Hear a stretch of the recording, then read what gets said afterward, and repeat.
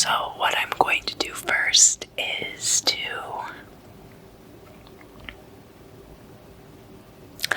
anoint this as a road opener candle.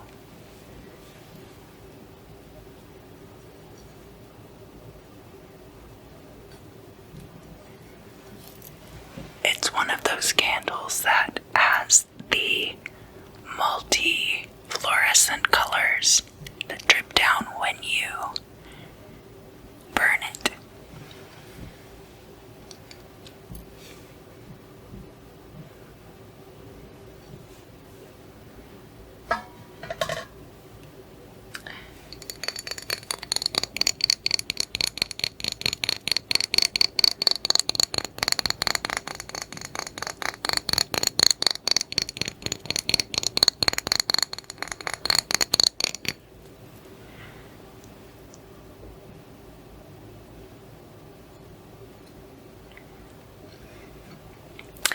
This is an oil that I have made.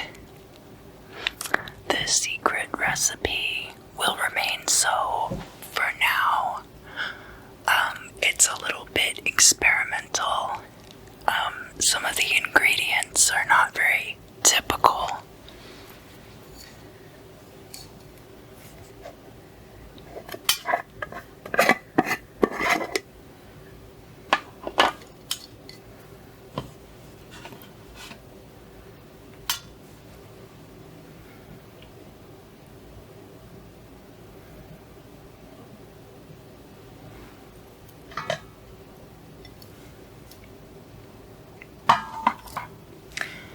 And when you are working to clear things, you start at the top and you work your way down the candle.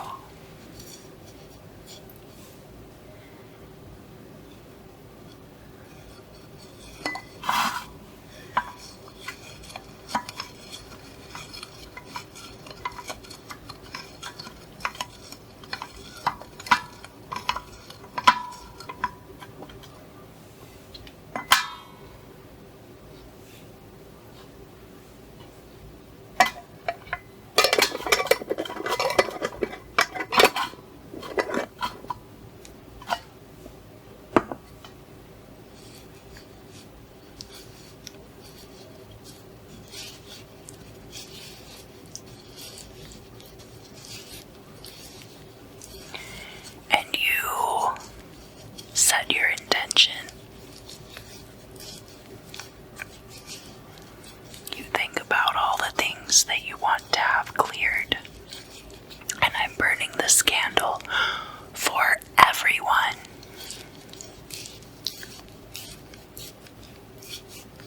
Not just for myself.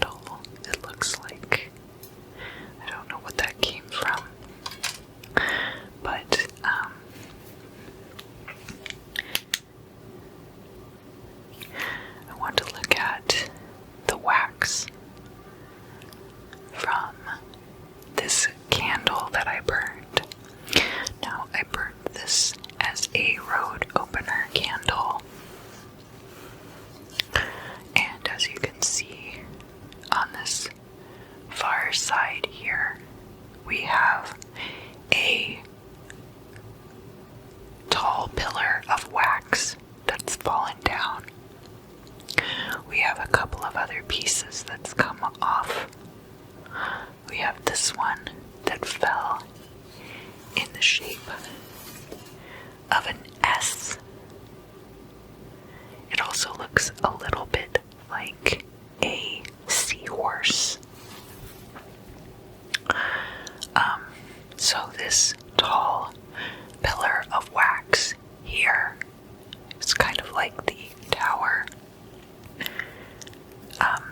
It could be resistance to change in this particular case.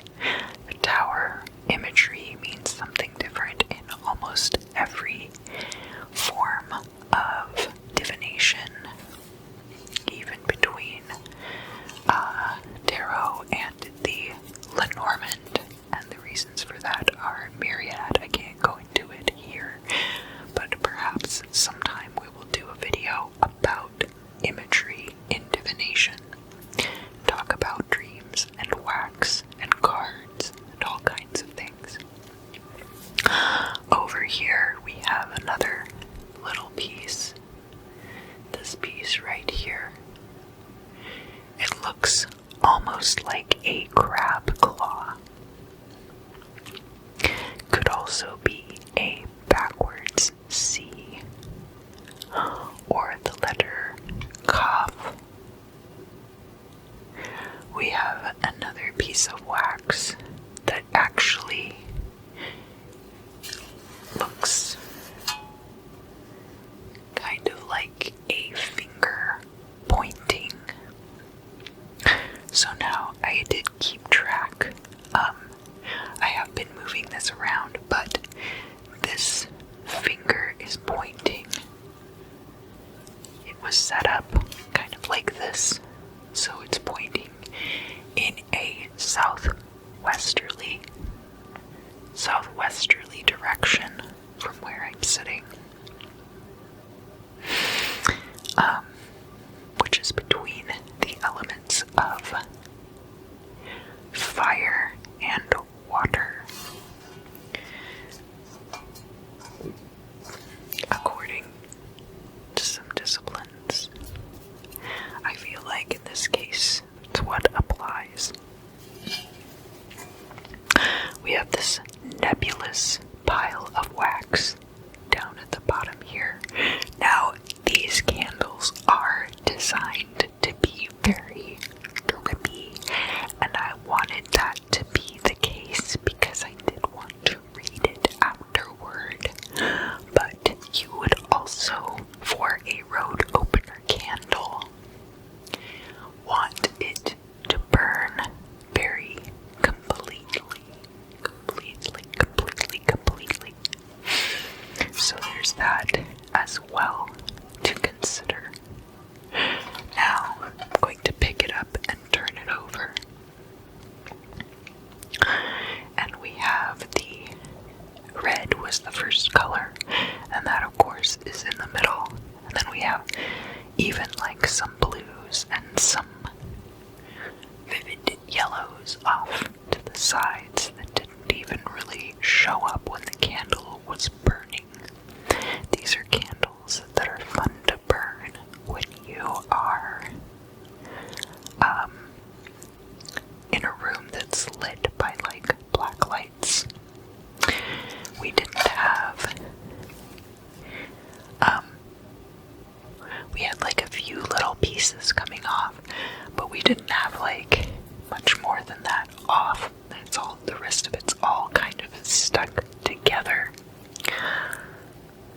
which means that overall it will be kind of a stuck together process. Like, I think everything will kind of happen all at once. There's going to be a little incident here and a little incident here, and then everything's going to kind of fall into place as far as the road opening is concerned.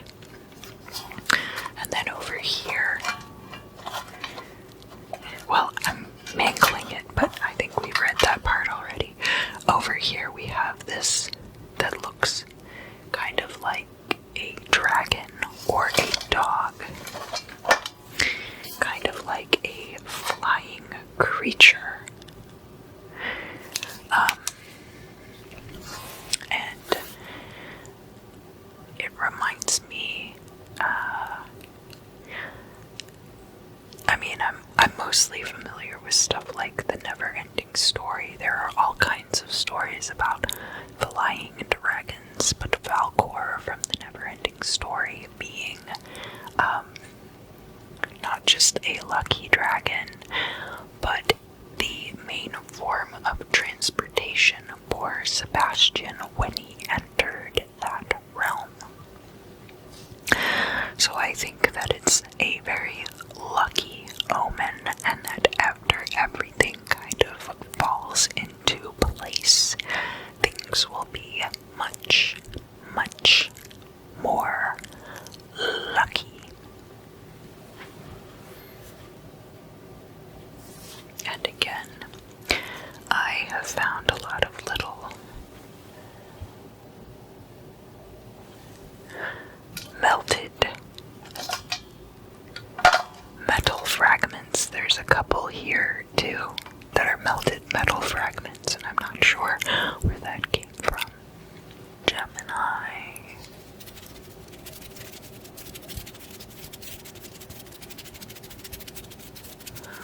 Hello and welcome to your Wednesday, September 9th through Wednesday, September 16th.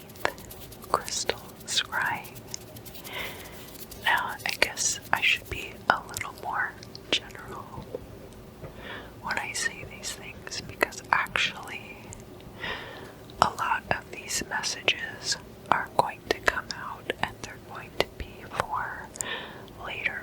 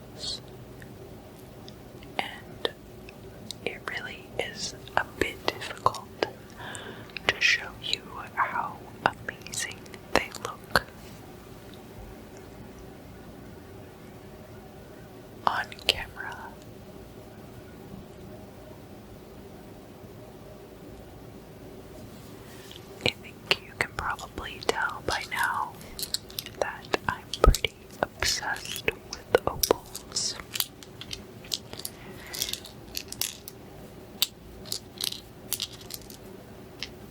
So, Gemini, Sun, Moon, and Rising sign.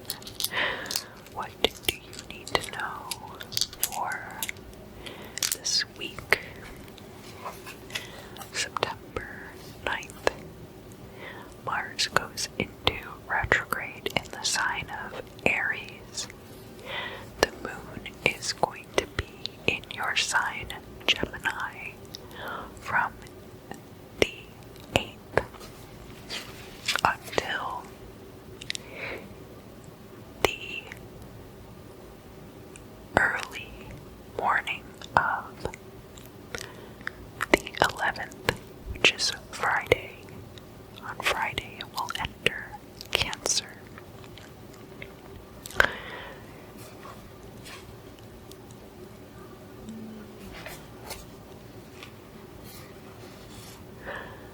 And while the moon traverses your sign on the 10th,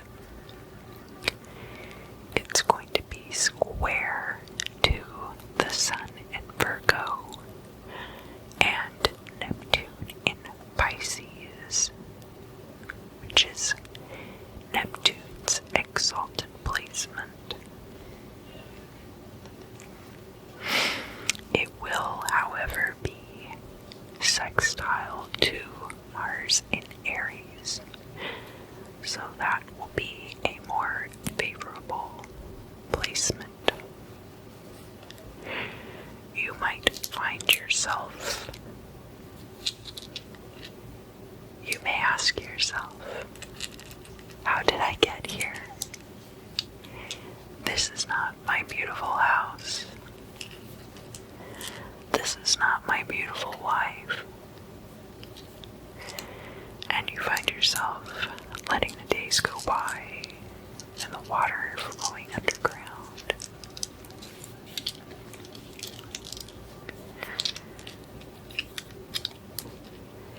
Neptune in Pisces is exalted, but it is also a very abstract and fluid kind of an energy.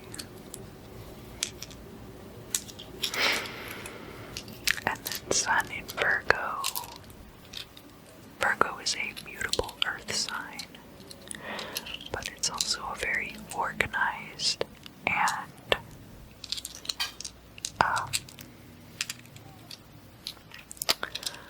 I feel like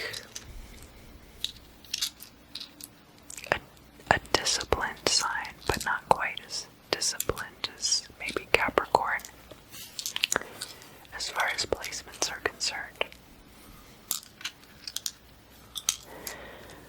Both of those things are going to be square to you, but they're going to be in opposition to each other, and you'll be a little bit caught in the crossfire with your emotions, especially if your moon placement is Gemini.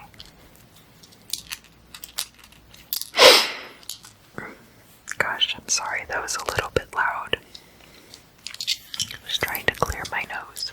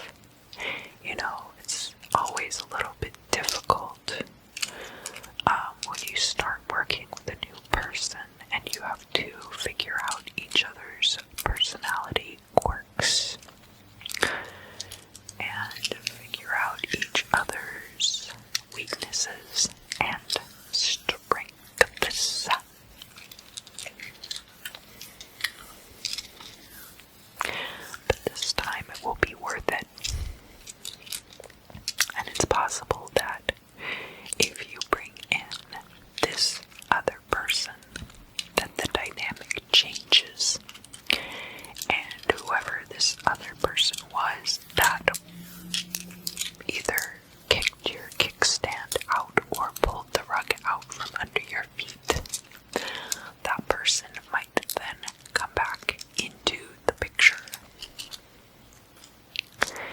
And it would be, well, it's going to be different for everyone.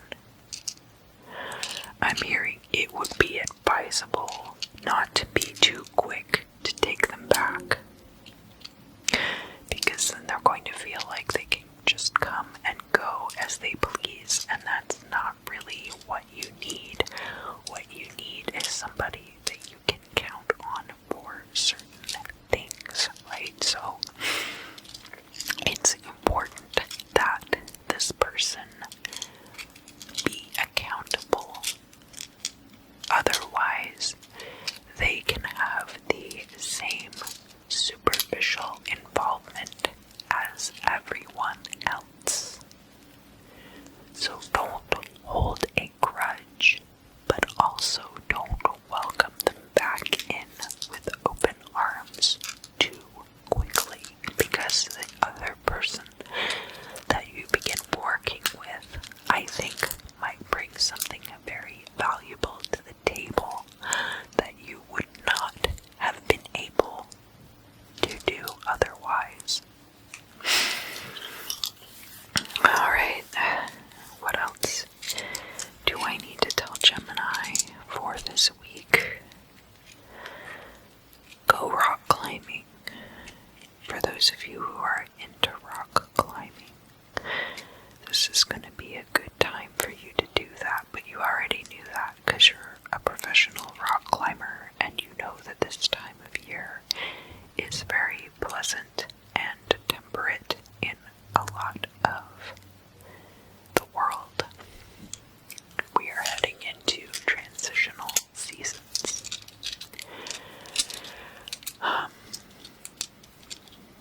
But I just hear that it's going to be a good time for that. What else does Gemini need to know for this week, September 9th through the 16th? You're already getting away with it. You're getting ahead of yourself. You're already getting away from you're already getting away with something. There's something, but it's like you're getting away with it, but it's also like you're getting ahead of yourself. Getting away with ahead of yourself. Getting away with it ahead of yourself. Hold on.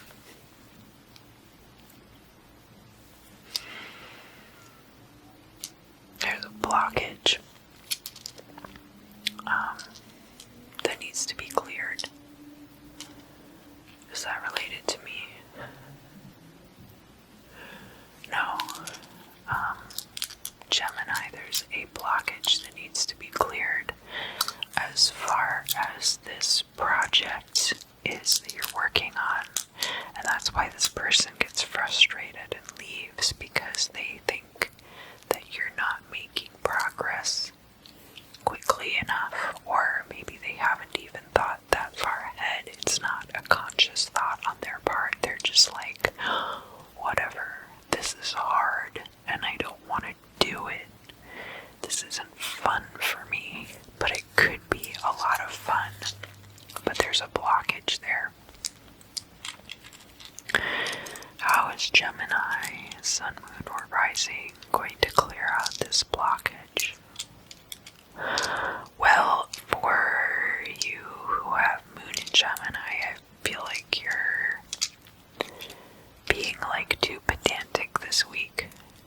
So some of you are going to have to let go of that pedantic streak, or it's possible that this person that you bring in, right, the new person, because of the way that you work together with this new person, that dynamic kind of shifts.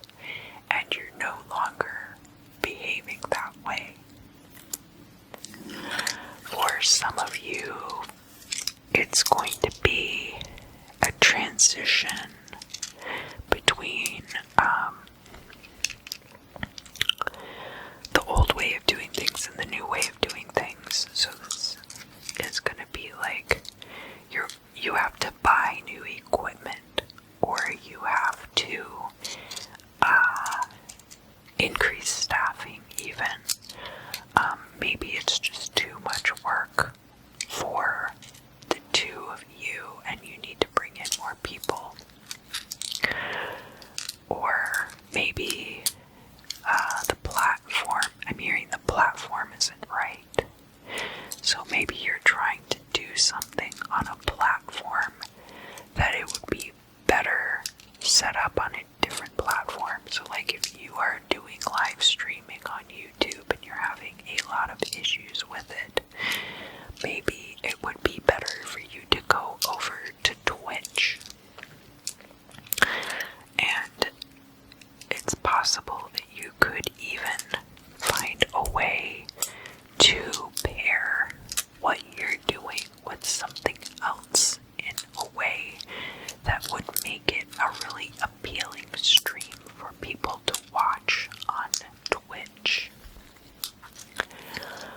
And then also, that's going to be specific for certain people, but it also applies to like social media. Like maybe you've been trying to promote your brand on Instagram and Facebook, but what you really need to do is contact Men's Fitness and talk to them about advertising space. Influencers are not the only way to get your products out there. There are real people in the world who don't listen to what influencers say, who actually want a good quality product.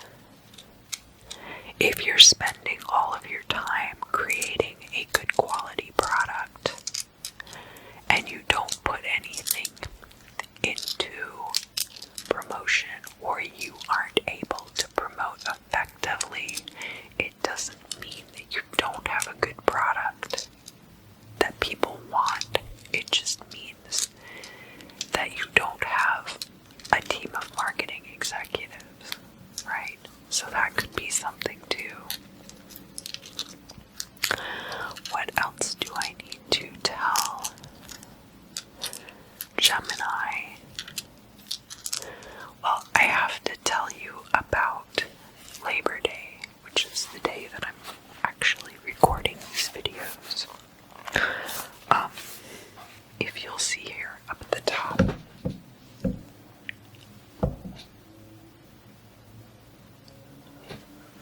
of this page, not only was I too hyped to sleep last night, but they felt like it was important to differentiate between US Labor Day and Canadian Labor Day, which has an added vowel near the end, as many British spellings do. Now, do Canadians need that validation? Canadians, tell me in the comments. Canadian Geminis, Sun, Moon, and Rising. Do you need the validation of that extra U, or would you have figured it out otherwise?